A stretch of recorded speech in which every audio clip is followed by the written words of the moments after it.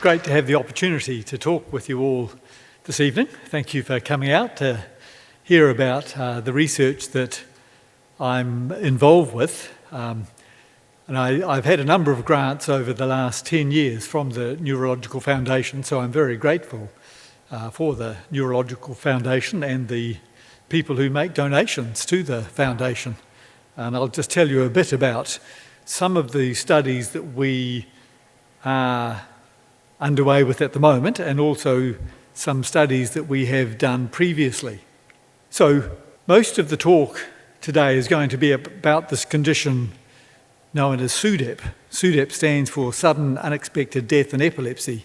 And there may be people here with epilepsy, and I certainly don't want to upset anyone or frighten anybody, but the reality is that there is a small risk of dying as a result of epileptic seizures, and that hasn't really been acknowledged until the last 20 years or so. Certainly when I was at medical school, I was told that people didn't die from epilepsy, but the reality is that there is a small risk of dying, and this has happened ever since humans have existed, I suspect. But people haven't done any research into it until the last 20 years or so. So this is the plan for the talk. So I'm going to give a definition and then talk about what we do know about this condition of SUDEP, the risk factors that we know of, what the mechanisms might be, the result of a study that we published earlier this year, and then further studies that we are going to be doing over the next 4 years, and then finish just by giving an overview of some other EpiNet-related studies. So this condition of SUDEP, sudden unexpected death in epilepsy, has received a bit of publicity over the last 6 months as a result of the fact that people have had to change from a previous brand of the drug lamotrigine to a brand that is approved by Pharmac, and there have been 6 people who have apparently died after changing. And the coroner is investigating this, and I'm not going to be talking about deaths associated with LoGem, but the subject of SUDEP has received a bit of publicity in the media, but in fact it's quite difficult to determine causes of death for individual people, and the coroner is going to be doing an investigation to see whether there is any connection with this drug. But I'll talk more about what we know about other risk factors that do seem to put some people at risk. So this is a definition that was proposed about 25 years ago by Dr. Lena Nashef from London. Now, I was actually we were research fellows together in London. I was doing some research into memory and epilepsy, and Lena started to do some research into this condition of sudden unexpected death in epilepsy, and it had never been defined, and it really wasn't recognised until she started doing research. And so this was her definition, and it's one that is still generally accepted. So it's sudden, unexpected, witnessed or unwitnessed, non-traumatic and non-drowning death of a person with epilepsy, with or without a seizure, excluding documented status epilepticus, and in whom post-mortem examination does not reveal a structural or toxicological cause of death. So it's not a result of somebody dying from a head injury as a result of a seizure or having some accident, drowning. It's not pneumonia that they might get as a result of a seizure. It's where there is no explanation other than epilepsy as the cause. It's difficult to know quite how common it is, and it's clearly been under-recognised in the past.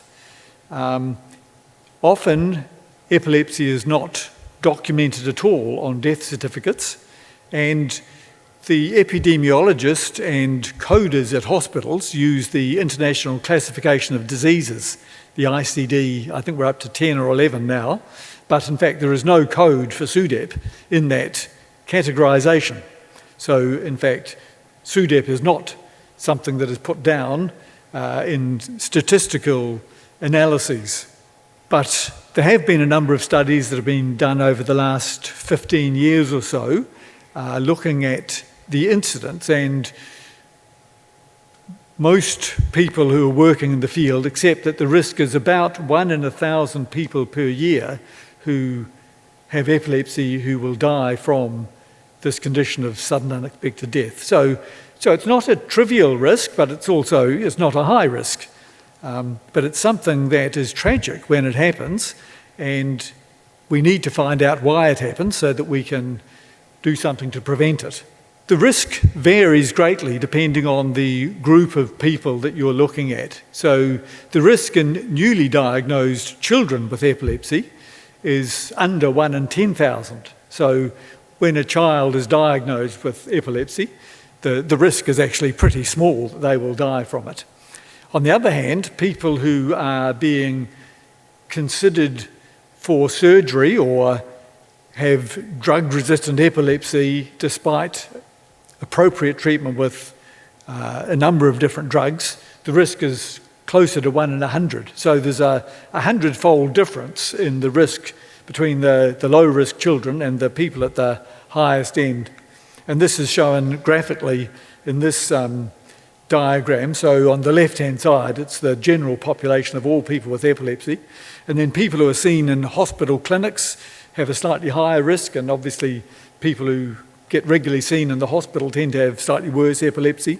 Then people who are in some sort of residential care, partly because of their epilepsy, have a slightly higher risk.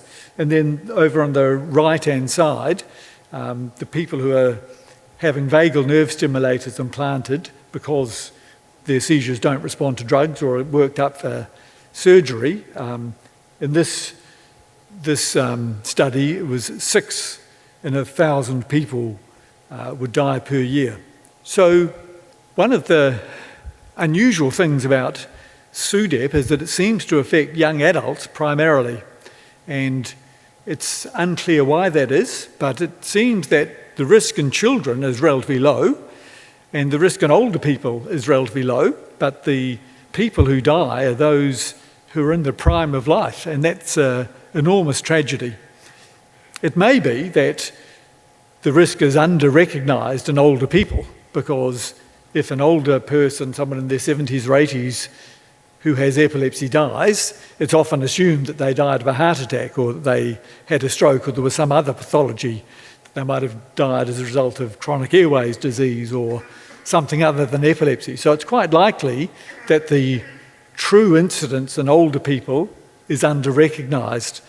But there's no doubt that young people are at some risk of dying from this condition. And in fact, in one study, it was calculated that the risk of a young person with epilepsy dying suddenly was 27 times as high as that of people of a similar age who don't have epilepsy. Now, the baseline rate is very low. People who are healthy young adults tend not to drop dead very often. And that's obviously a good thing. But the risk in young people with epilepsy of dying suddenly is still low, but is significantly higher. And in the United States, because it's young people who tend to die, it's been calculated that it's the second cause of life years lost of neurological disorders after stroke. And so stroke is the most common reason that people lose anticipated years of life, but epilepsy is the second most common neurological cause to result in lost life years. So over to the right side are other neurological diseases that people are funded by the Neurological Foundation to do research into. So ALS, amyotrophic lateral sclerosis or motor neurone disease, multiple sclerosis, Alzheimer's disease, Parkinson's disease, they actually cause fewer years of life to be lost in the community than epilepsy does. The reason for that is that it's older people who tend to get those diseases, where it's younger people who are at risk of dying from epilepsy. So what do we know? So there have been some case control studies that have been conducted, and what is apparent is that the major risk factor is having tonic-clonic seizures. So these are what used to be called grand mal seizures, and these are the most severe form of epilepsy. And so people who have frequent tonic-clonic seizures are at greater risk of dying than people who have other sorts of seizures. And that's not a great surprise, but the evidence is very clear that that is the case. And it's particularly if people have tonic-clonic seizures from sleep that they seem to be at risk. Males seem to be at greater risk, and there are various reasons why that might be the case. People who develop epilepsy under the age of 16 and whose epilepsy is not brought under control also have a greater risk, and that's really because they have a longer life of living with epilepsy. And that's the same reason that the last factor here is up, that the longer you have epilepsy, the greater the cumulative risk is of dying from it. There are particular syndromes that do put people at greater risk. So Dravet syndrome is a severe epileptic encephalopathy of childhood. It's due to a mutation in a very important gene that encodes for the voltage-gated sodium channel. And this is critical in healthy functioning in the brain. So it's a means by which nerve cells communicate with one another. And so children typically develop epilepsy around the age of 6 months if they have Dravet syndrome. And the risk of dying with this condition is 15 times higher than with other sorts of childhood epilepsy.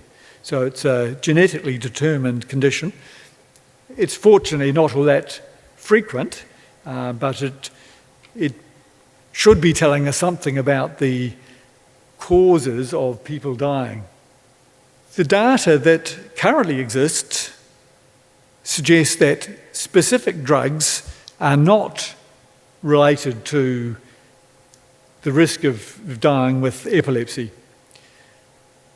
So people have looked at the commonly prescribed anti-seizure drugs to see if the risk of dying is any higher with one drug than another. And when people correct for other factors, and in particular for the frequency of tonic-clonic seizures, it seems that no one drug is more likely to be prescribed in people who die than other drugs.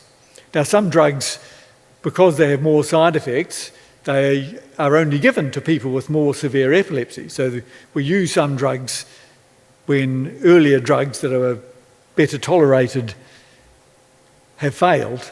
And so it does seem superficially as if some drugs may be associated with an increased risk, but that's because these drugs are given to people with the worst epilepsy.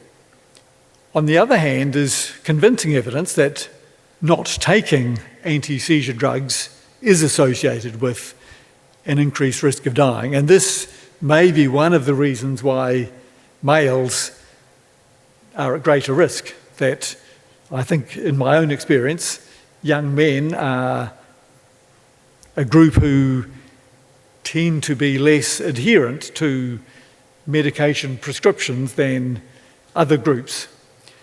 So a large study from the United States of Medicaid claims, so 33,000 people with epilepsy, and those who were not taking their medication that the doctor prescribed had a 3 times increased risk of dying from SUDEP than those who did take their medication. And similar data from the United Kingdom, where they looked at delays between people picking up their prescriptions. And so typically in New Zealand and the United Kingdom, doctors can give prescriptions for 3 months at a time. So they simply looked at how long the interval was between prescriptions. And so if people had gone for more than a week without having picked up a prescription, those people were at almost twice as great a risk. So they were clearly going for, a week every 3 months or so without taking medication. And it seems that not taking the medication increases the risk of seizures. That's not surprising. And it's because of the increased risk of seizures that people are at greater risk of dying when they don't take their pills. It seems that probably 2/3 of people who die from SUDEP actually die when they have a seizure while they're asleep. So if people do have seizures regularly from sleep, particularly tonic-clonic seizures, then the risk is at least 3 times as great as those who don't have seizures from sleep, and 2.5 times as great once you control for other factors that are also important. There's some evidence, it's not particularly strong, that having people checking on people with epilepsy through the night or having somebody else in the room with them does reduce the risk of dying, but that's not good quality evidence, and that's something that we do need to find out more about. So there's been a debate amongst the medical fraternity for at least the last 20 years as to whether people who die from SUDEP do so because their heart stops or because they stop breathing, or whether it's a combination of the two. And most evidence now suggests that probably it's stopping breathing that is the critical thing. And it seems that seizures, at least sometimes, essentially will stun the respiratory centre in the brainstem, and I think of it as that the respiratory centre simply doesn't reboot in time before the person has died. And the best evidence for this is a very important study that was published in the Lancet about 7 or 8 years ago now by a French neurologist, Philippe Rivlin. We were invited to be part of this study, but fortunately we weren't able to because we had not had any patients die while having video EEG monitoring at Auckland Hospital. But they contacted surgical centres around the world and asked them if they had had any patients die in hospital while they were being worked up for surgery. So as part of the workup, we bring people into hospital and put them in front of a video camera, put electrodes on their head and record the EEG, and we keep people in hospital for a week or two with the expectation that we will record seizures. And occasionally people have died while having this procedure done. And so this group contacted all the centres around the world, and they found 14 people who had died in different video EEG units around the world where there were good quality recordings of their terminal seizure.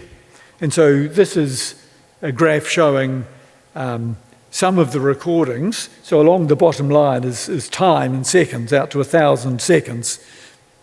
I'm not sure how many minutes that is. Somebody can do the maths. And for each patient, there is the top line is their breathing, and the second line is their heart rate. And so where it's dark blue is where they stopped breathing, and where there's a red on the second row is where their heart stopped. And you can see that in nearly all of these circumstances, the patient stopped breathing well before their heart stopped. So in the second row, the sort of lilac colour is where the heart rate slowed down. But this seems to show convincingly that what happens after a seizure is that the person's breathing becomes very erratic, and then they stop breathing, and then sometime after that their heart stops. And so it seems to indicate that for some reason a seizure that turns out to be fatal causes a person's respiratory drive to fail. Now, we don't know quite what that is, and that's what we need to find out. So what do we know about SUDEP in New Zealand? So this is a paper that we published in the New Zealand Medical Journal earlier this year. And so 2 of the epilepsy fellows that were working with me in Auckland reviewed the data over a 10-year period that the coroners were able to provide. So the coroners had records of 166 people with epilepsy who had died over this 10-year period. And so this shows the number of deaths per year. And you can see that 2013, 2014, there were about 25 deaths in each of those years. So the pink bars are the males, and the yellow is the females, the blue is the total. And you can also see that in New Zealand, as elsewhere in the world, most years there were more males that died than females. There were a couple of years, 2010 and 2016, where there were more women than men died, but all the other years, the other 8 years, there were more men. I suspect that in the early part of the study, the incidence was actually under-recognised, and I would suspect that it's probably 25 to 30 is probably what would be expected on the basis of overseas figures.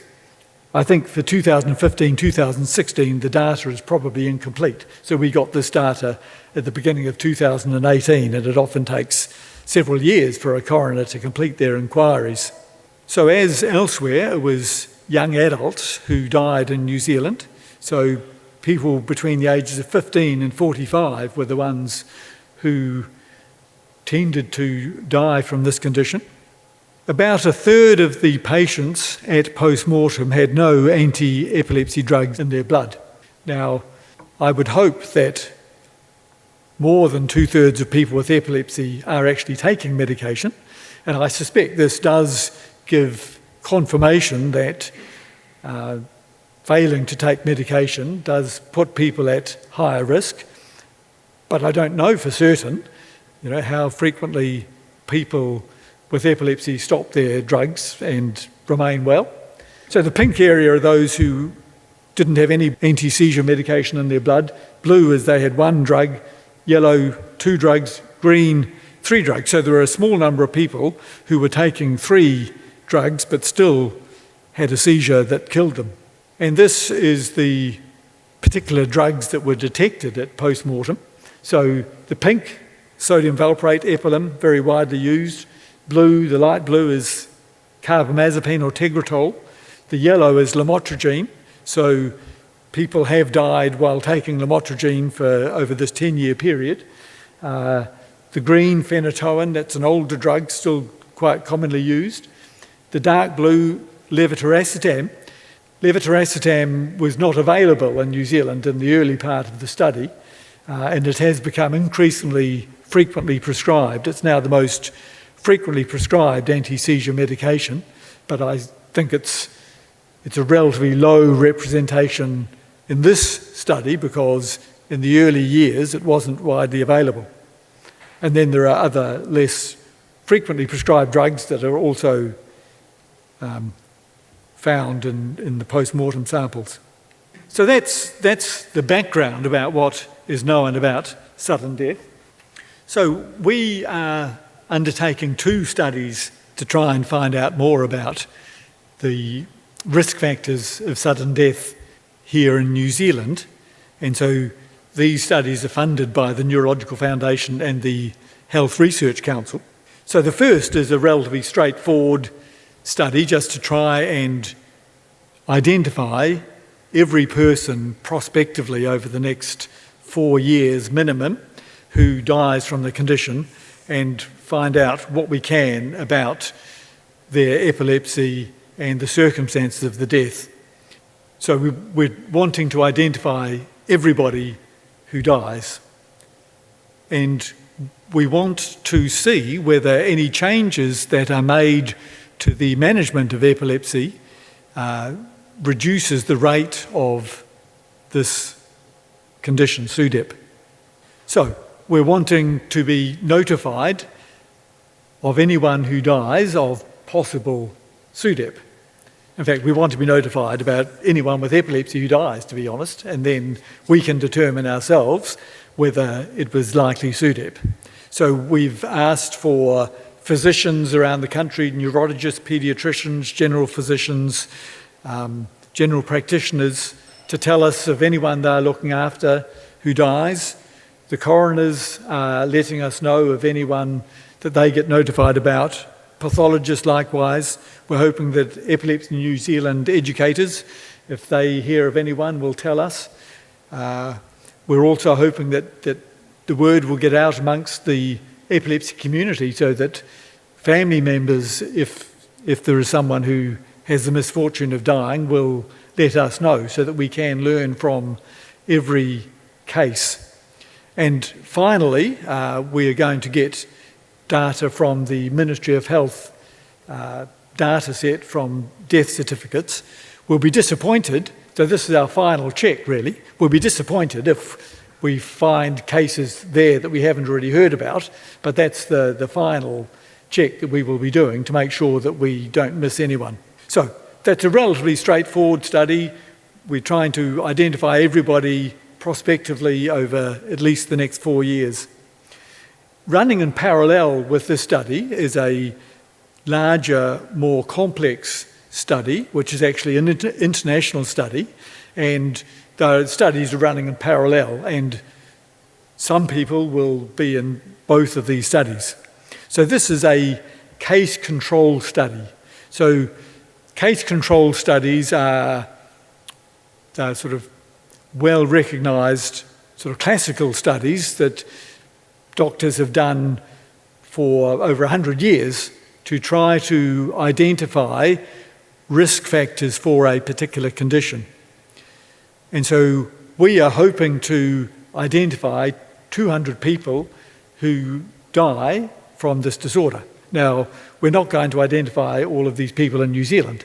This is an international study, and the goal is to follow 100,000 people with epilepsy for 4 years. And if we can follow 200,000 people, that's even better. So our goal is to follow between 100,000 and 200,000 people around the world, with the expectation that some of these people will die. Now, we don't want them to die, but we know that just like there are motor accidents and people get killed on the roads, we know that there will be some people with epilepsy who do die, and we want to learn whatever we can from each of these deaths.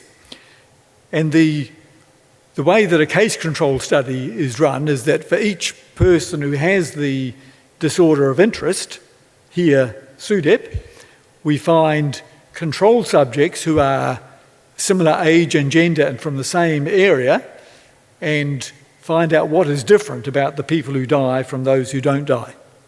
So we've invited neurologists around the world to take part in this study, and we will be following people, and if someone dies, the centre will identify everybody who is of a similar age and gender who has been seen at that centre since the beginning of 2015, and of all those people who match those criteria, you'll randomly select 3 people to be controls, and in addition there'll be 1 proxy control, and I'll mention the proxy control in a moment. So everyone is alive at the beginning of the study, and we have to define a cohort at the outset because this is the optimal way of getting the best quality data regarding the strength of the risk factors. So we're going to interview 3 people with epilepsy who have not died, and we're going to interview the relatives of somebody who does die, and we're going to ask them questions about the epilepsy, the other health issues, and I'll talk about the specific questions in a moment. But we're also interviewing a proxy control.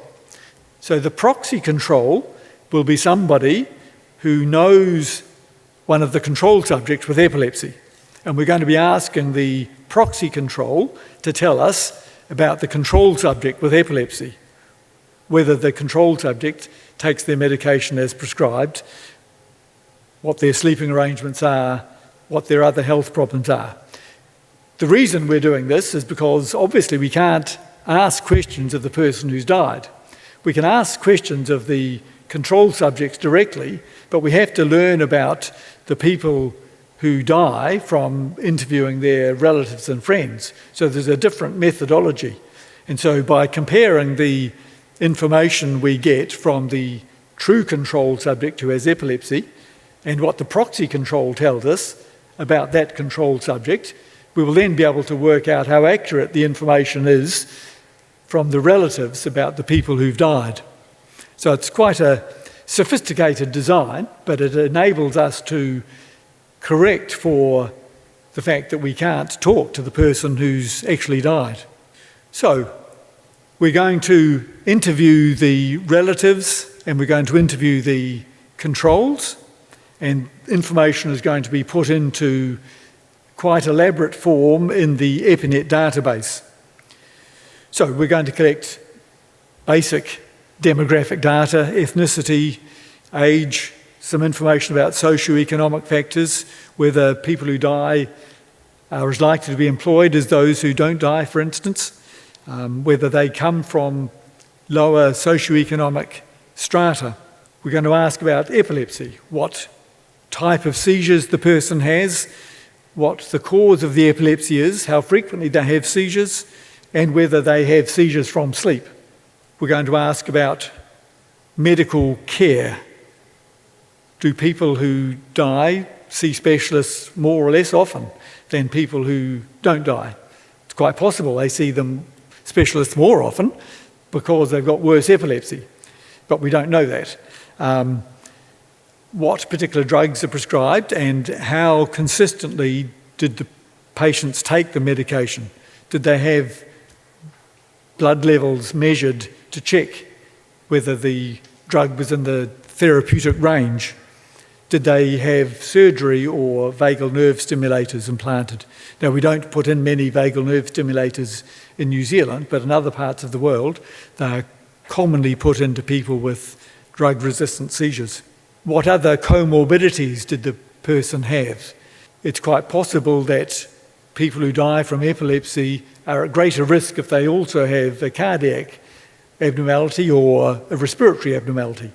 Maybe if the person's got asthma, they might be at greater risk. Now, I just throw that out without any evidence at all, but it's the sort of thing that we will be able to find out by doing this sort of study and comparing the illness history of those who've died with those who have not died.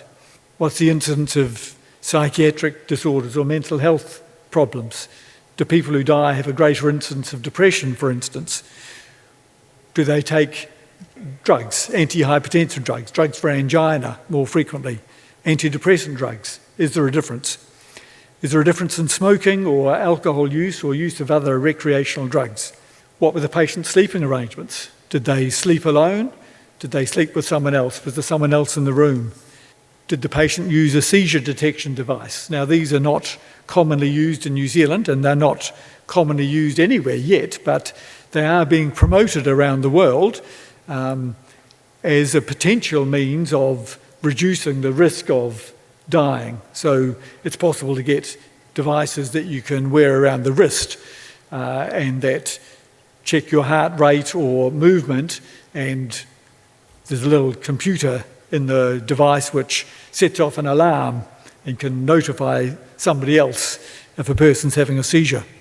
We don't know whether these actually will make any difference or not, but we should be able to find out by doing this study. Is there a family history of people dying?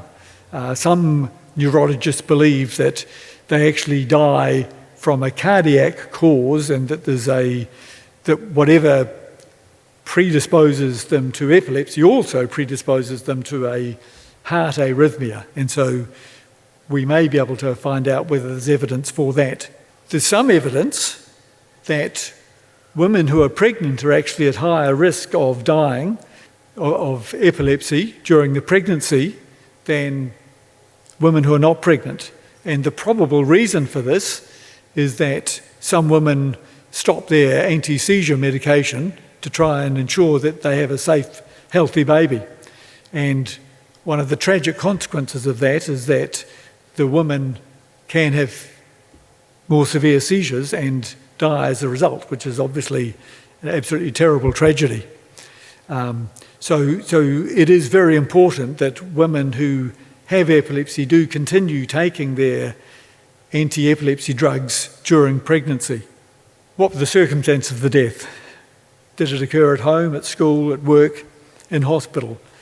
Did the SUDEP occur from sleep? Was a seizure witnessed? Was the death witnessed? So that's an overview of the the sort of questions that we are going to try and address with this study. And so it's being run from New Zealand, but we have got interest from around the world, and these are the people from various centres who so far have signed up and said they are going to participate and contribute patients if they do have anyone in their group who die. So significant number of centres from Australia, also United Kingdom, Italy. There are quite a number of centres, more centres now have joined from Italy, a number from the United States, and then a smattering of people from other centres as well. So Scandinavian countries, a couple of very enthusiastic neurologists in Mexico, and we're hoping that this list will grow. And this does seem to be a study where there is genuine interest worldwide for people to participate. They can see the enormous benefit if we can actually succeed in pulling this off and identifying risk factors. This study is designed on the study that was undertaken maybe 20, 25 years ago looking at sudden infant death syndrome, and it was a major study conducted in New Zealand. Robert Scragg, who's one of the co-investigators on this study, was also the co-investigator for that study, which found that placing babies on their stomachs increased the risk of dying from sudden infant death syndrome. And if we could, it's not going to be sleeping on the stomach that's the risk factor for SUDEP, but it may be something that we can do something about that will be able to reduce the risk significantly. That's what we're hoping will be the case. So SUDEP, these two studies are the major study that we will be undertaking using the EpiNet platform over the next 5 years. But in fact, EpiNet is about more than this. So we've been working on the EpiNet platform for about 10 years now.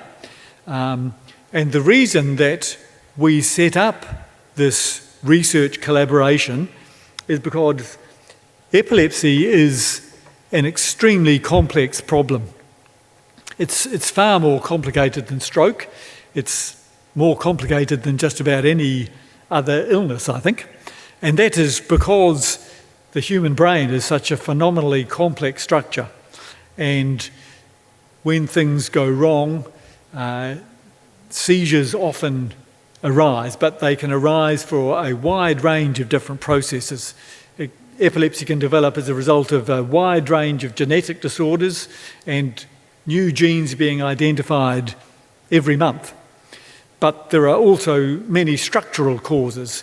Epilepsy can result from head injuries, can result from strokes, infections, malformations of cortical development, a huge number of different reasons people develop epilepsy. There are different seizure types, and we have a range of different drugs. And knowing what is the right treatment for which patient is really hard to determine. Some people have benign sorts of epilepsy that the person grows out of. So some childhood epilepsy syndromes, we know that when the child reaches puberty, they'll stop having seizures. There are neonatal forms of epilepsy. We know when the child is 6 months old, they'll stop having seizures. On the other hand, other people get progressively worse and have more frequent seizures as the years go by. So epilepsy is certainly not a single condition. There are different reasons people have seizures, different types of epilepsy. And there's surprisingly little data to tell us what the best treatment is for particular people. So we know that there are probably about a dozen drugs that are available in New Zealand to treat people with epilepsy. But knowing which is the right drug for which person there's very little evidence.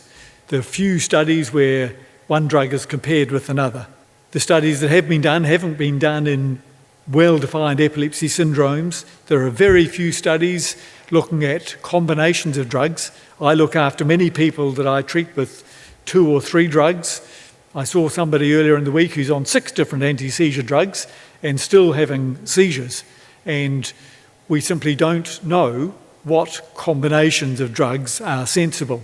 much of the research that is done is funded by pharmaceutical companies, and there's nothing wrong with the research they do. It's just that they are not asking the same questions that you or I might want to ask. They are wanting to do studies that will show that their drug is effective. They're not interested in doing studies that might show another drug is better. But those studies should be done. So we wrote this slightly provocative paper back in 2007, actually, with Dr. Frith and Elizabeth Walker, a neurologist from Auckland, Paul Timmings here in Waikato. This was a takeoff of a title of a book by Bill Bryson about the history of science, how to get the answer to nearly everything.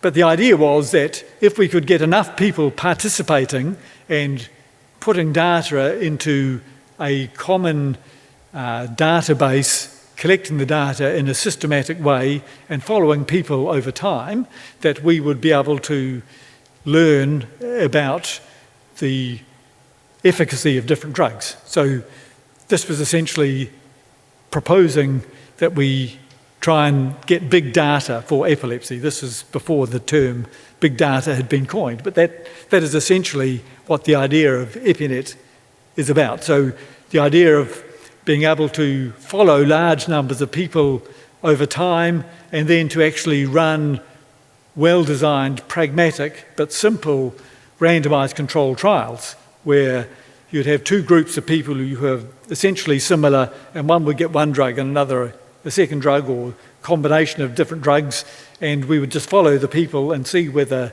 drug A and B is better than C and D. And if they are, then we'll compare A and B with E and F and just keep doing studies one after another and gradually learn more and more about the efficacy of different drugs. So this is a quote from the Royal College of Physicians, basically saying that it's good for people to participate in research. We need to find out things that we don't know at the moment.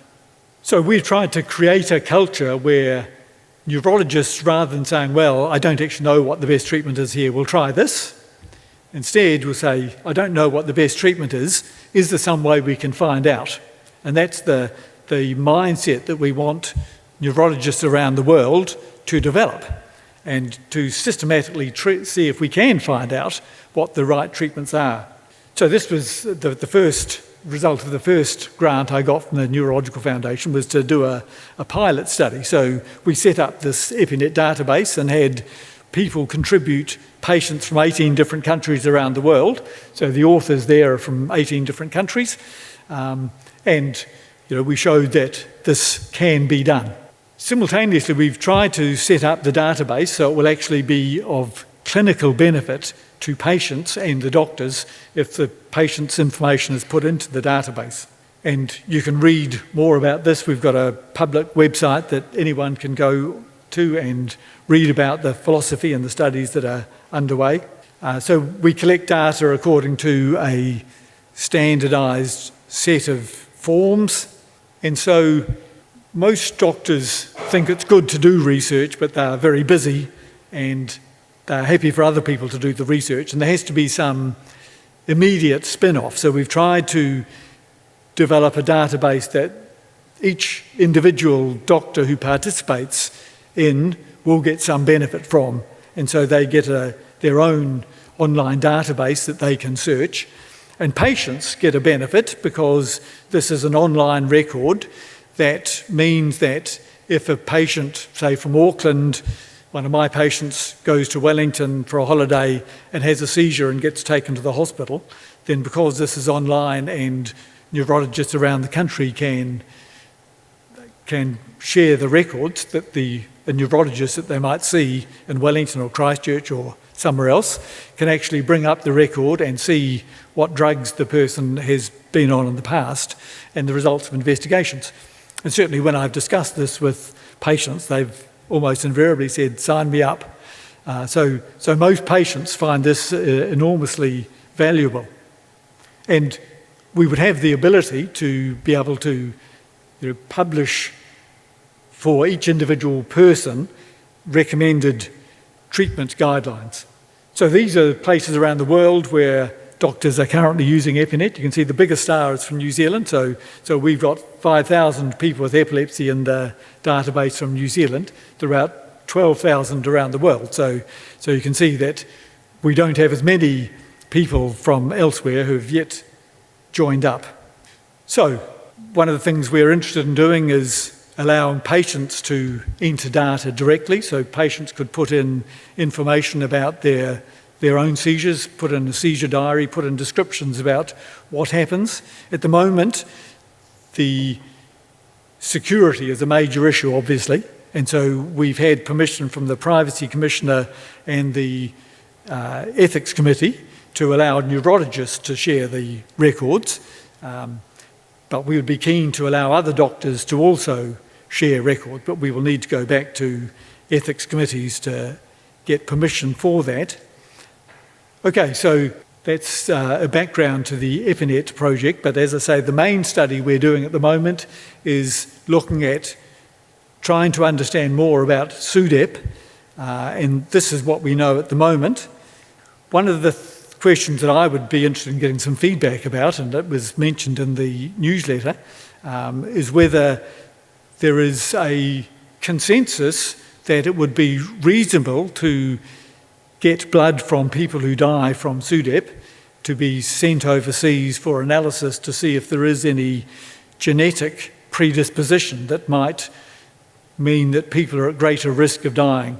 At the moment, we haven't had approval to do this because the Ethics Committee are uncertain whether there is a view in the community that it's a reasonable thing to send DNA from people who've died who have not given consent in advance. And likewise, whether we could send scans, MR scans, CT scans, to see if there is something about the scans that might allow us to predict whether people are at greater risk.